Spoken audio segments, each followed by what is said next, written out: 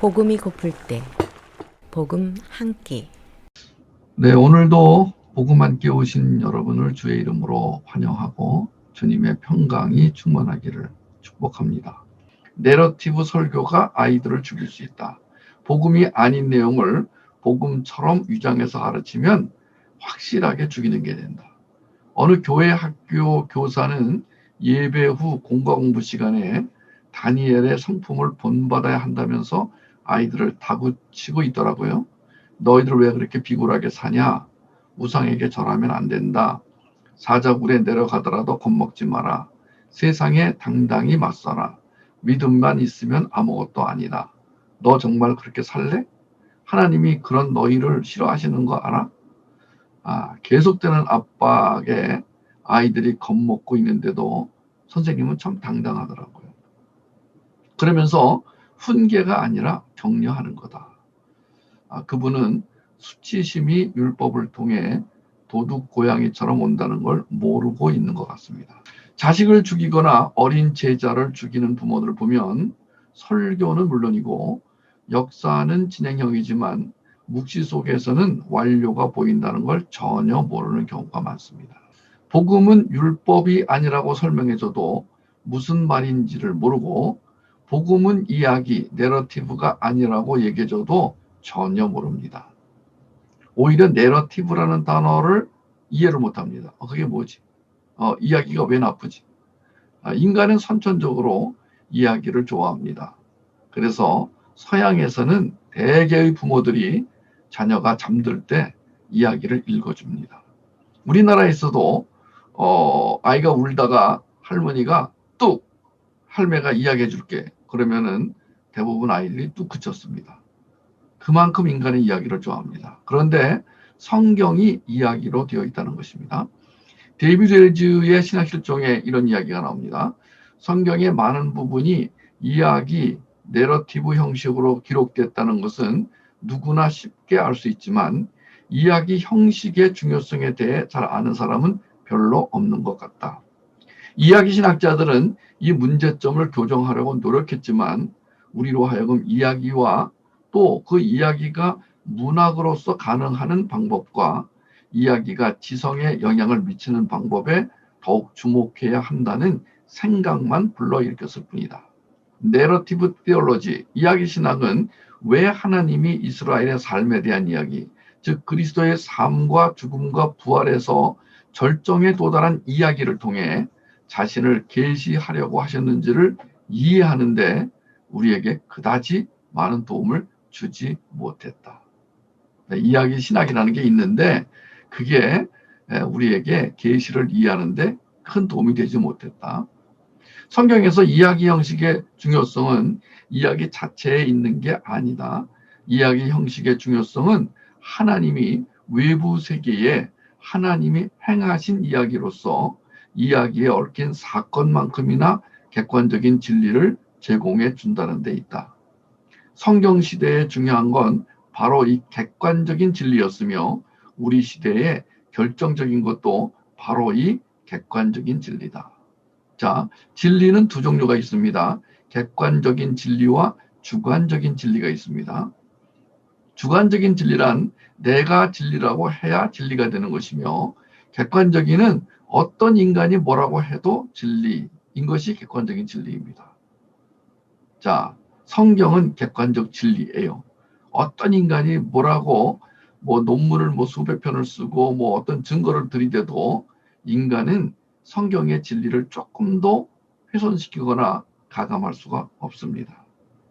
물론 이런 문맥에서 성경 이야기 전체를 탐구하는 것은 불가능합니다. 우리는 현재 신학이 신학이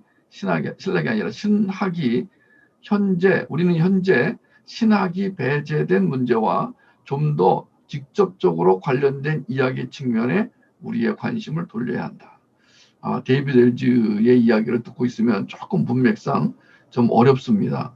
뭔가 얘기하려고 하는 것 같은데 이 서양 학자들의 글 쓰는 방법이나 말하는 방법은 조금 우리하고 다릅니다. 잘 살펴봐야 됩니다. 특히 우리는 진리, 즉 진리의 본질, 진리의 권위, 진리의 기능에 대한 성경의 확신에 주목해야 한다. 그렇다면은 주일학교, 가정에서도 여기에 주목해서 성경을 가르쳐야 됩니다. 그런데 이야기를 해준답시고 이야기를 하다가 객관적 진리를 놓치는 경우가 많다는 것입니다.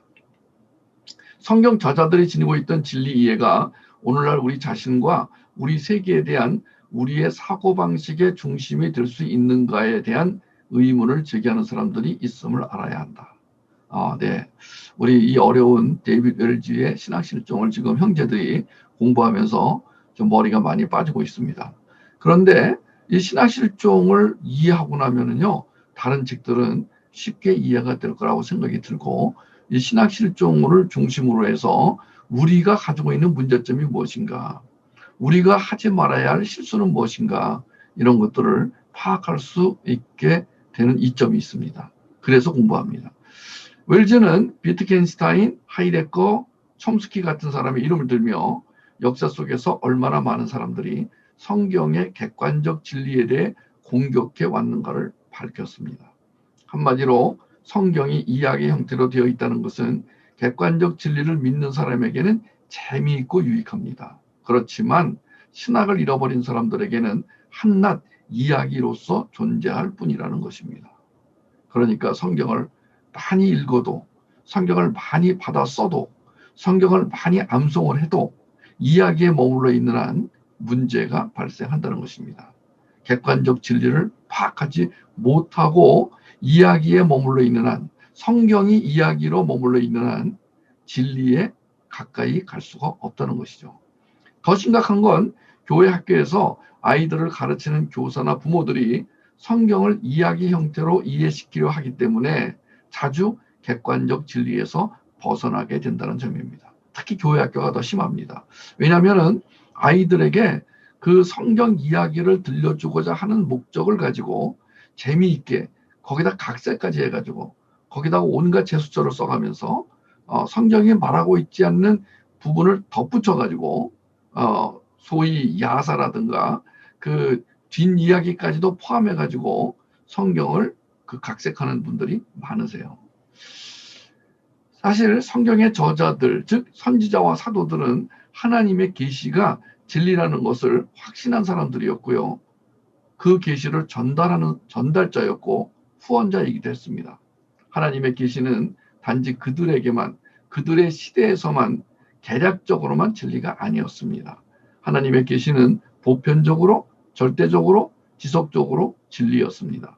그런데 오늘에는 성경을 단지 이야기로만 이해하려 들기 때문에 객관적 진리를 상실하고 만 것입니다.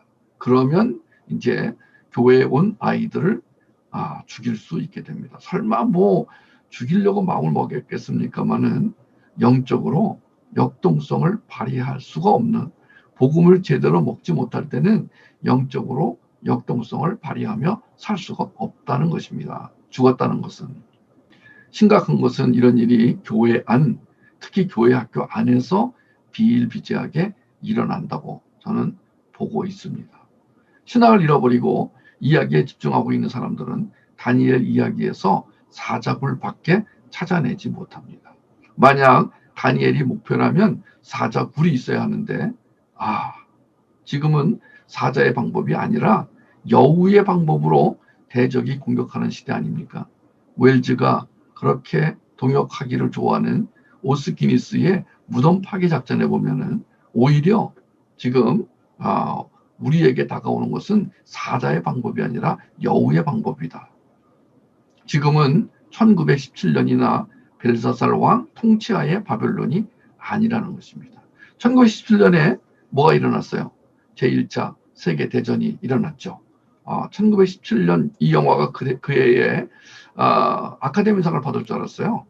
왜냐하면은 이 영화의 촬영 기법이 굉장히 신선했거든요. 원샷 촬영. 그러니까 지금 여러분이 보신 지금 장면은 지금 끊어지지 않고 한 번에 찍은 거예요. 이거 되게 힘들어요. 뛰는 사람보다도 카메라 들고 뛰는 사람이 더 힘들어요. 왜냐하면 뒤로 뛰어야 되는 거 아니에요. 지금 카메라를 지금 들고 뒤로 뛰어야 되는 거 아니에요. 네, 아마 수백 번 찍었을 거예요. 뛰다가 엔진하고 찍다가 엔진하고 아마 그랬을 거예요. 지금 이 자연스러운 이 한 장면이 나오기까지 수백 번을 아마 다시 찍었을 거예요. 자, 여러분, 우리가 지금 어느 시대에 살고 있느냐? 우리가 지금 1917년대도 아니고 다니엘 때도 아니고 우리가 지금 살아가고 있는 이 시대에 과연 어떤 영적 전쟁이 일어나고 있는가? 저는요, 이 천직 찾기를 계속 여러분하고 지금 강조하고 리마인드 시켜드리면서, 아니, 천직 찾기는 둘째치고, 천직 찾기가 이해가 되려면은 그 부르심에 대한 것이 이해가 돼야 되고요. 부르심에 대한 것이 이해가 되려면은 하나님의 구속사가 이해가 돼야 되거든요.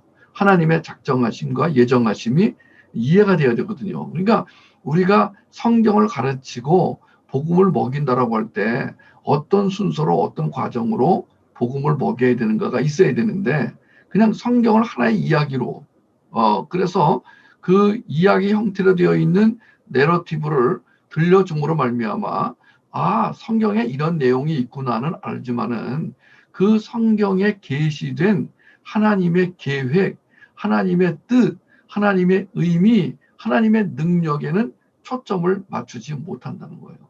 그러다 보니까 천직 그러면 굉장히 생소한 거예요. 사실 천직 개념이 없다면 우리가 이 땅에서 살아가는 것에 대한 의미가 없다라고 해도 과언이 아니에요. 오늘 여러분들은 하루 종일 천직을 수행하셨습니까? 우리는 이 인물 설교, 이야기 성경, 이것이 얼마나 위험성이 높은가를 알아야 됩니다. 왜 그러냐면 예수 그리스도의 구속사에 초점이 맞춰지기 어렵기 때문에 그렇습니다. 성경에서 복음을 찾지 못하고 이야기만 찾아내는 사람들은 자연히 인본주의 사상이나 율법에 초점을 맞추게 되겠죠. 그러면은 자충성을 강조하는 실수를 범하게 되겠죠. 자충성과 역동성의 차이가 종이 한 장 정도니까 교회 안에서조차도 눈치를 못 채는 겁니다. 그래서 드리면 받는다라거나 달아서 녹슬기 전 불타오르는 삶을 살아야 한다는 설교가 각광받는 현실이 무섭기까지 하다는 겁니다. 정말 걱정스러운 건 N세대와 C세대, Y세대와 Z세대, MZ세대와 알파세대까지 등장했는데 교회는 여전히 이야기 성경에 머물러 있고 구한말 기껏해야 모던 시대 패러다임으로 자녀 양육을 하려 한다는 겁니다. 포스트 모던이 품고 있는 패러다임, 복음화와 상황화, 상처와 욕망, 엮이는 가정과 성인 아이, 외로움과 대체물, 중독과 도파민, 율법과 은혜, 지성소에 들어감, 부정적 성격의 파괴력, 문화 속에 들어있는 세상 정신, 성품의 교체, 묵시와 계시, 묵시와 역사, 천지 찾기 같은 필수 요소들은 거의 빠지거나 잘못 다루는 동안 설교마저 변질돼 예수 그리스도는 사라지고 인본주의에 물든 종교만 남는 비극이 발생하고 있는 것입니다. 이 다니엘과 세 친구의 이야기는 우리 아이들이 아마 100번은 들었을 거예요. 이야기로 듣고 영화로 듣고 연극으로도 보고 그런데 들을 때마다 볼 때마다 흥미진진합니다. 왜? 이 안에 어떤 사건이 있죠. 상황이 있죠. 인물이 있습니다. 기승전결이 있습니다. 이 이야기가 진행되어가는 과정이 우리를 막 흥분시킵니다. 그래서 자칫하면은 이 이야기의 등장인물인 다니엘 그리고 세 친구의 초점이 맞춰지기가 쉽습니다. 그러면은 초점이 빗나가는 것이죠. 그러면 바로 복음, 계시, 묵시가 빗나가는 것입니다. 이미 여러 번 말했듯이 부모의 1차적인 목표가 자녀를 건강하게 양육하는 거잖아요. 예수 그리스도의 생명 있는 집안에서 태어난 자녀가 영육간의 건강한 자녀로 양육을 받지 못하면 세상 정신에 이용당하거나 세상 정신에 섞어 사는 것은 당연한 이치 아닙니까? 선택받은 사람에게도 그 후유증은 생각보다 엄청납니다. 건강한 자녀로 양육하기 위한 부모의 노력을 자식들은 몰라요. 저는 우리나라 속담에 내리사랑은 있어도 시사랑은 없다. 저는 여기에 일정 부분 동감합니다. 있다고 해도 약할 수밖에 없습니다. 그러니까 제가 이 말을 왜 하냐면 정상적인 부모라면 자녀를 건강하게 양육하여 자녀를 올바르게 살게 도와주는 것이 자녀를 사랑하는 사람의 정상적인 태도다, 모습이다. 그러려면은 부모가 먼저 복음에 눈이 띄어져 묵시와 역사의 차이를 알게 된 후 성경에서 객관적 진리를 발견하게 되고 복음 회복 문화 사역의 융합이라는 양육과 훈련을 통해 생명력과 통찰력과 분별력과 창의력과 변증력을 갖추지 못한다면 데이빗 웰즈가 말한 신학실종이나 오스기니스가 말한 무덤 파기가 성공하고 말 것이다.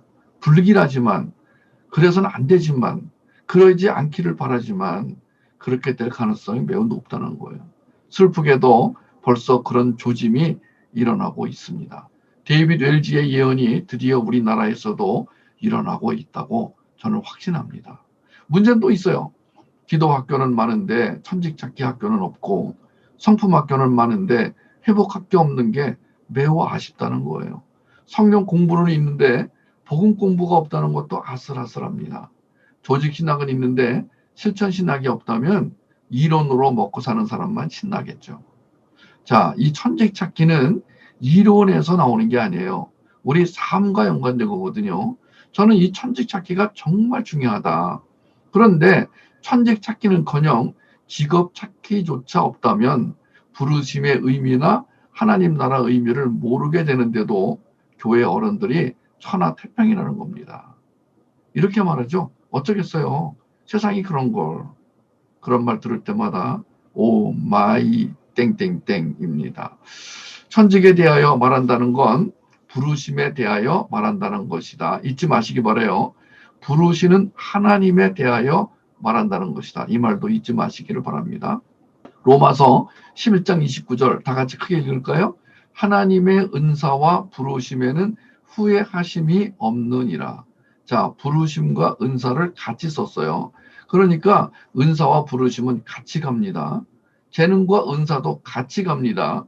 천직 수행에 꼭 필요한 게 재능과 은사입니다. 주님은 부르신 자들에게 반드시 재능과 은사를 주십니다. 문제는 재능은 아는데 은사는 모르는 경우가 너무 많다는 거예요. 당신의 재능은 뭐예요? 저 그림 그리는 거예요.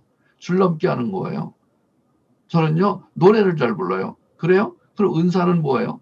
은사가 재능 아니에요? 이런. 그러니까 재능과 은사의 차이조차 모르고 사는 기독교인, 기독교 부모, 기독교 리더들이 많다 보니까 지금 은사와 부르심은 같이 간다. 왜냐하면은 하나님이 로마서 11장 29절에서 하나님의 은사와 부르심에는 후회하심이 없다라는 것을 바울을 시켜서 기록하게 했단 말이에요. 그런데 그냥 쓱 읽고 말아요. 이게 얼마나 중요한 말인지 모르는 거예요. 하나님의 부르심이 구체화되기 위해서는 은사가 있어야 돼요. 그 은사는 또 재능이 뒷받침이 돼야 돼요. 왜냐하면 재능이 없이 은사만 있으면은요, 그 은사는 말하자면 기프트예요. 재능은 탤런트고요. 그러니까 여러분의 기프트는요, 복음을 먹으면서 확인이 돼요. 재능은 그냥 금방 알아요. 너 축구 잘하는구나. 재능은요, 태어나서 잘하는 과정 속에서 주변 사람들이 다 알려줘요. 너 말 잘하네. 아나운서 되라. 너 축구 좋아하는구나. 축구 선수로 할래?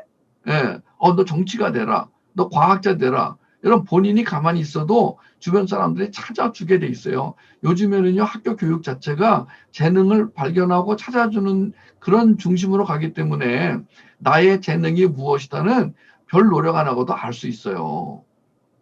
그런데 은사는 복음을 통해서만 은사가 발견되는 거예요. 왜냐하면 그 재능을 어떻게 쓸 것인가, 그 재능을 어디에서 쓸 것인가, 그 재능을 누구와 쓸 것인가는 복음을 먹으면서 하나님의 인도를 받아야 그 은사가 바로 실제화되는 거란 말이에요. 그런데 복음을 먹지 않고 일반인들처럼 비크리스찬들처럼 자연인들처럼 혼자서 생각합니다. 그러면은 뭐가 들어오기 쉬우냐면은 욕망이 들어오기 쉽습니다. 여러분, 복음을 제대로 먹지 않는 사람에게서 나타나는 가장 일반적인 현상이 뭐냐? 욕망 덩어리가 된다는 것입니다. 그런데 욕망이란 말은 또 안 좋아요. 본인도 알아요. 내가 욕망대로 가면 안 되지. 그러니까 합리화를 합니다. 그래서 나 같은 사람이 들어보면은 굉장히 합리적이에요. 그래서 뭐 저는요, 저에게 주신 재능을 발휘하기 위해서 제가 좀요, 이렇게 하려고 그러는데요, 저렇게 하려고 그러고요. 그래요? 그거보다는 지금 하나님이 이쪽으로 부르시는 것 같은데, 그러면은요, 아닙니다. 제가 오랫동안 기도는 무슨 기도를 해요? 아니, 기도라는 것도요, 자기의 욕망이 싹 발현되는 기도가 있어요. 그러니까 기도를 하면서 계속 자기 안에 있는 소원, 자기 안에 있는 욕망을 하나님에게 아뢰면서 마치 그것이 자기의 욕망인데 하나님의 생각인 것처럼 어느 순간 이렇게 바꿔버려요. 그런 경우가 무지무지하게 많습니다. 그래서 이 부르심, 재능, 은사, 그리고 천직, 이것이 어떻게 이어져 가는가, 이것이 어떻게 구체화되는가를 여러분이 거룩하게 고민하셔야 됩니다. 그리고 그것을 확인할 수 있는 그 실제 연습 시간을 많이 가지셔야 돼요. 프랙티스 하는 것을 많이 가지셔야 돼요. 그리고 영적인 멘토와 반드시 상의를 해야 돼요. 저 같은 경우는 영적인 멘토가 없어가지고 혼자 찾았어요. 너무 힘들어요. 그래서 제 딸한테도 너는 참 좋겠다. 축하한다, 딸아. 너는 이렇게 시행착오를 거쳐서 하나님의 부르심에 응답해 살고 있는 아빠가 네 옆에 있는데 넌 얼마나 너는 수지 맞은 거니. 그래도 잘 못 알아들어요. 100% 알아들으면 얼마나 좋겠어요. 잘 못 알아들어요. 그래서 천직은 본인이 찾아야 되기 때문에, 천직은 뭐 옆에서 이렇게 달걀 프라이 해줄 수가 없는 거기 때문에 기다리고 또 기다리는, 신부의 영성에 두 가지, 신부의 영성에 두 가지 의미가 있다고 그랬죠. 하나는 하나됨, 또 하나는 기다림. 오늘도 기다립니다. 오늘도 기다리며 살아갑니다. 주님이 오시길 기다리고 우리 딸이 천직을 발견하기를 기다리고 우리 여기에 오신 여러분들과 여러분의 자녀가 천직을 찾아서 천직을 수행하는 그날이 오기를 저는 기다립니다. 그리고 축복합니다. 하나님, 오늘 복음 한 끼를 먹으러 오신 모든 분들, 그의 자녀들까지도 속히 천직을 찾게 하여 주시고 천직을 수행하여 그 사람의 그 걸음걸음으로 인해서 하루하루의 삶을 통해서 이 세상이 하나님의 나라가 되게 해주세요. 그러니까 진짜 큰 문제는요, 재능과 은사의 차이조차 모르고 사는 기독교인이 많다 보니까 어떤 일이 벌어지냐면은 은사를 모르면요, 천박한 인간으로 살게 돼요. 왜냐면 은사라는 것은요, 재능하고 달라서 재능은 그 도구 같은 거예요, 도구. 근데 은사는 마음이에요. 그러니까 재능과 은사를 사람들이 이제 헷갈리는데, 이 재능이라고 하는 것이 말하자면 도구에 불과한 거라면 진짜 중요한 건 마음이에요. 왜냐하면 내 손에 지금 홈이나 삽이 들려있다 하더라도 내가 지금 밭에 가서 지금 밭을 내가 매겠다, 김을 매겠다, 풀을 뽑겠다 이런 마음이 없으면 도구가 무슨 소용이냐고요. 물론 마음만 있어도 안 돼요. 내가 밭에 가서 지금 풀을 뽑겠다고 했는데 가보니까 손으로 안 뽑혀. 호미를 갖고 나올 걸. 그러니까 이 재능은 홈이나 삽 같은 도구란 말이에요. 하나님은 그 도구를 주세요. 그냥 맨 땅에다 헤딩해라. 너희들은 예수쟁이니까 십자가를 지고 피 흘리며 살아야 된다. 그러니까 맨 땅에 헤딩해서 이뤄내라. 이러지 않으세요. 정말 풍성한 재능을 주신다니까요. 나는요, 하나님을 잘 믿는 사람의 자녀가 재능이 하나도 없는 걸 본 적이 없어요. 하다못해 밥 잘 먹는 재능이라도 있더라고요. 교회에서 맨날 밥 먹다 보니까. 여러분, 우리가 하나님이 주신 그 재능을 가지고 무엇을 할 것인가는 그 사람의 마음에 달려 있는 거예요. 그러니까 내 마음이 하나님께 드려진 바가 되어야 비로소 이 사람은 은사를 받은 거예요. 그 은사와 부르심이 함께 간다는 게 그런 뜻인 거예요. 하나님의 부르심이 있는데 내가 마음으로 거기에 동의하지 않잖아요. 그럼 은사와 부르심이 따로 가는 거예요. 함께 가는 게 아닌 거예요. 근데 하나님이 이미 그 마음을 주셨어요. 근데 그 마음을 가로막고 있는 요소가 있는 거예요. 하나님이 주신 마음을 자꾸 이렇게 해치고 흩뿌리고 가로막고 거기에 순종 안 하려는 불순종의 마음이 있는 거예요. 그게 뭐냐? 나의 마음. 그게 욕망인 거예요. 이 세상이 그걸 또 부추겨요. 봐라, 네가 그쪽으로 가는 것보다는 이쪽으로 가는 게 더 편하지 않겠니? 이쪽이 더 나아 보이지 않니? 이쪽으로 가면 돈도 많이 벌고 이쪽으로 가면 네가 뽀대나는 삶을 살고 계속해서 이렇게 유혹을 합니다. 그러면 이제 합리화를 하고 싶은 거예요. 왜냐면은 합리화를 안 하면 죄책감이 생기니까 그 합리화에 덫에 걸려들면 끝. 그러니까 은사를 모르면 천박한 인간으로 살아가기 쉬워요. 그래서 오늘날 기독교가 천박한 종교로 오해받는 거예요. 그래서 왜냐하면 불신자들도 알아요. 기독교인은 저렇게 살면 안 된다를 불신자들도 안다니까요. 불신자들도 기독교인은 십자가를 지고 가도록 부름받았다는 걸 알고 있다니까, 저 인간들도. 근데 그렇게 안 사는 거야. 지금 십자가를 지고 안 사는 거야. 예? 오히려 금덩어리를 들고 가는 거예요. 그러니까 천박하다 그러는 거예요. 우리가 뭘 천박해? 우리가 뭘 잘못했어 이놈들아 하고 욕하고 싶지만 돌아보면은요. 우리의 문제는 하나님의 부르심에 정확히 따르지 않는구나. 그래서 문제구나. 물론 천직 찾기에는 5 지저스 파워가 필요한 걸 잊지 마십시오. 여러분, 천직을 수행하는데 은사와 재능이 필요합니다. 근데 천직을 찾으려면 5 지저스 파워가 필요합니다. 왜 자꾸 당신은 천직을 찾는 법을 안 알려주고 천직이 중요하다는 말만 하세요? 이런 분이 있을 것 같은데, 천직을 찾는 방법을 내가 수백 번 얘기했어요. 천직을 찾는 그 힘은 무엇이냐? 예수의 생명력이 있어야 돼요. 생명력이 없는 사람은 아예 천직에 관심이 없다니까요.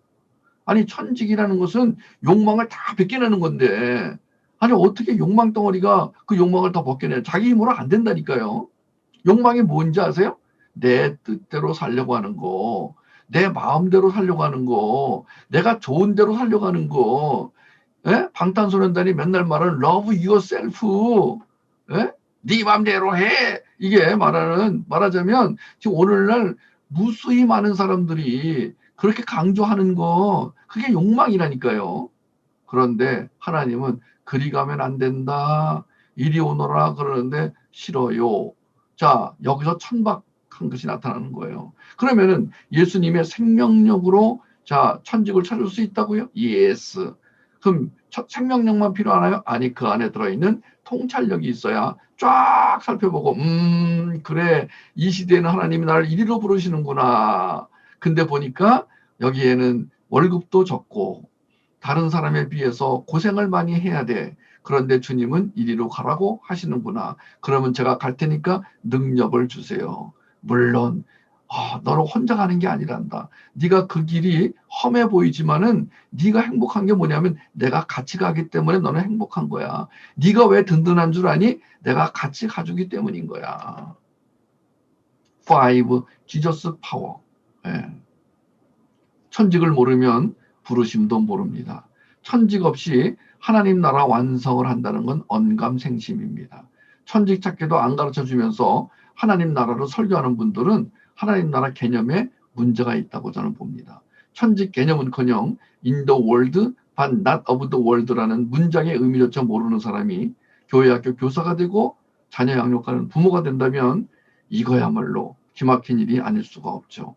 제발 지금이라도 하나님의 부르심과 천직의 의미를 알고 우리 자녀들에게 천직을 찾아 행복하게 살게 해 주십시다.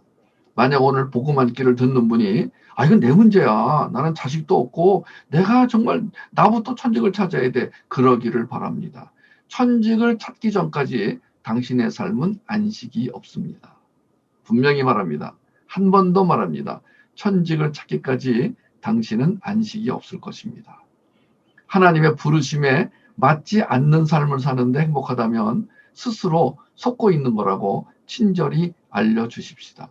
바울은 부르심 안에 진정한 소망이 있다고 말했습니다. 에베소서 4장 1절 4절 같이 읽겠습니다. 그러므로 주 안에서 갇힌 내가 너희를 권하노니 너희가 부르심을 받은 일에 합당하게 행하여 모든 겸손과 온유로 하고 오래 참음으로 사랑 가운데서 서로 용납하고 평안에 매는 줄로 성령이 하나 되게 하신 것을 힘써 지키라. 몸이 하나요 성령도 한 분이시니 이와 같이 너희가 부르심의 한 소망 안에서 부르심을 받았느니라. 부르심의 한 소망 안에서 부르심을 받았느니라. 아멘. 여러분 모두 가까운 시일 내에 천직을 찾게 되기를 바랍니다. 아니, 이미 천직을 찾았기를 바랍니다. 그리고 지금 천직을 수행하는 중이라고 말씀해 주실 수 있기를 바랍니다. 천직을 수행하는데 너무 힘들어요. 그래서 바로 영적 공동체 와가지고, 생명 공동체 와가지고 그 어려운 것을 내놓고 기도를 부탁하십시오. 그러면 우리 모두가 당신이 그 천직을 수행할 수 있도록 기도로 도울 것입니다. 여러분, 우리가 영적 공동체, 생명 공동체는 바로 천직을 잘 수행하도록 격려하고 위로하고 힘을 북돋아주는 그런 일을 하는 것이 생명 공동체예요. 우리가 그 일을 하는 거예요. 우리가 지금 부모들이 모여가지고 우리 자녀들이 나가서 엄마 너무 힘들어요 그러면은 나만 이 자녀를 위로해 주는 것이 아니라 이모, 고모, 숙모, 뭐 외숙모, 친고모, 외고모 와가지고 아이를 붙들고 안아주고 축복해주고 너는 담장 너머로 뻗은 나무, 네가 천직을 수행하는 동안에 그 담장 너머로 뻗어가는 나무처럼 푸른 이파리가 너를 통해서 번져가서 이 더러운 세상이 그 푸른 잎으로 덮이기를 바란다. 그래서 하나님이 보시기에 이 오염된 세상이 너로 인해서 푸른색으로 그 그린 컬러로 그 싱싱한 나무 잎으로 싱싱한 열매로 가득 덮이는 그날이 올 때까지 같이 가자. 같이 가줄게. 힘내.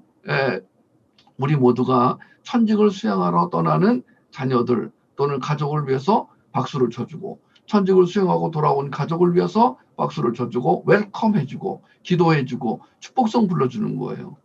오늘 모임을 마무리하도록 하겠습니다.